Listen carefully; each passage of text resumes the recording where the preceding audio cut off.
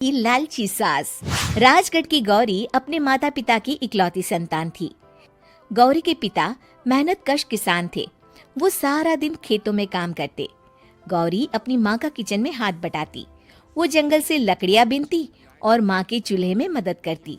एक दिन वो जंगल में लकड़ी बीनने गई थी कि तभी उसे रोने की आवाज आती है।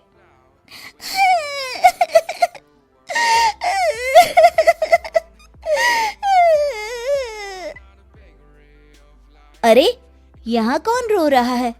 इस जंगल में भला किसी के रोने की आवाज? जरूर कोई जंगल में फंस गया होगा। वो देखती है तो उसे एक परी दिखाई देती है जिसका एक पंख टूटा होता है। अरे, तुम कौन हो और क्यों रो रही हो?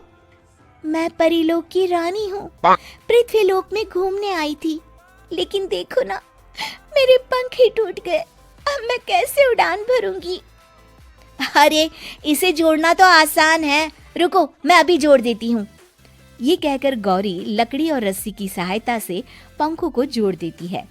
परी अपने जुड़े हुए पंखों को देखकर खुश हो जाती है और गौरी को वरदान देती है कि वो पूर्णिमा की रात किसी भी चीज को हाथ लगाएगी तो वो सोने की हो जाएगी। लेकिन गलती से अगर उसने किसी इंसान को छू लिया तो वो अगली पूर्णिमा तक सोने का ही रहेगा। गौरी घर आती है और सारी बात अपने माता पिता को बताती है। गौरी की माँ उसे कहती है, तू भी ना गौरी, सारा दिन परियों की कहानियां पढ़कर स्वप्न लोक में ही रहती है। नहीं माँ, मैं सच बोल रही हूँ। देखो, आज पूर्णिमा की रात है ना, इसलिए डर के मारे मैं कोई सामान भी नहीं छू रही हूँ। अच्छा, ऐसी बात है बिटिया रानी, तो जरा इस घड़े को हाथ लगा दे। गौरी घड़े को जैसे ही हाथ लगाती है वो सोने का हो जाता है।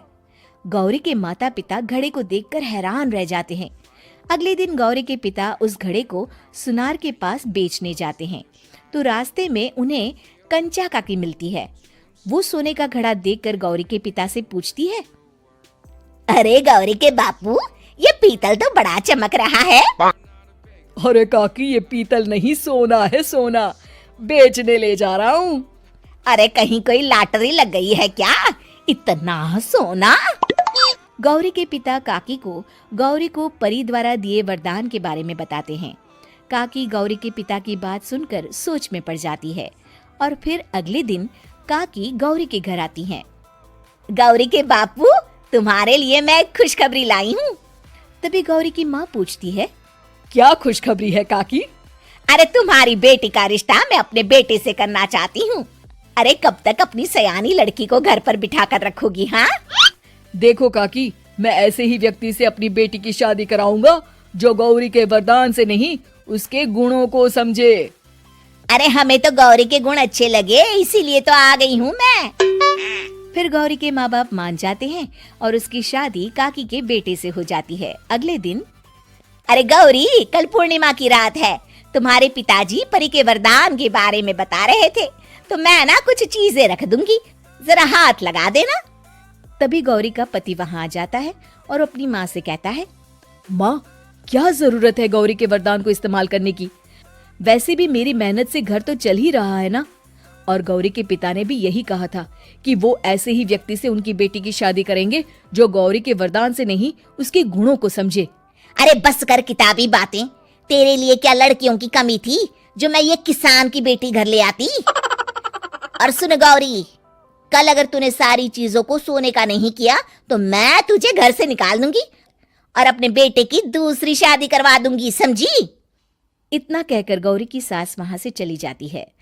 अगली पूर्णिमा की रात गौरी की सास गौरी के सामने ढेर सारे बर्तन रख देती है और कहती है, जल्दी कर गौरी, रात खत्म हो जाएगी। जल्दी जल्दी इन सारे बर्तनों को हाथ लगाकर सोने का कर दे। गौरी करती भी तो क्या, वो जैसे ही एक छोटे से बर्तन को छूने वाली होती है कि उसकी सास भड़क जाती है। क्या मजाक बना रखा है? इतने छोटे से बर्तन में क्या होगा? ये ले, ये बड़ा वाला बर्तन। जैसे ही बड़ा सा बर्तन लेकर गौरी की सास उसकी तरफ बढ़ती है, वैसे ही बर्तन के बाहर से वो धड़ाम से गिर जाती है। सास को गिरा देख गौरी उन्हें संभालने दौड़ती है और वो सास को हाथ लगाकर कहती है, अरे सासू माँ, क्या हो गया आपको? कहीं चोट तो नहीं लगी ना? लेकिन जैसे ही वो हाथ सास से हटाती है तो देखती है कि उसकी सास सोने की हो गई है। गौरी सोनी की सास को देखकर रोने लगती है और अपने पति से कहती है, मुझे परी ने कहा था कि अगर मैं किसी इंसान को हाथ लगाती हूँ तो वो अगली पूर्णिमा तक सोने का ही रहेगा। अब मैं क्या करूँ?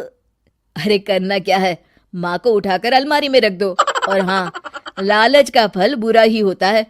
ज्यादा बड़े बर्तन को सोने का बनाने के चक्कर में माँ का ये हाल हुआ है। ये कहकर वो दोनों माँ की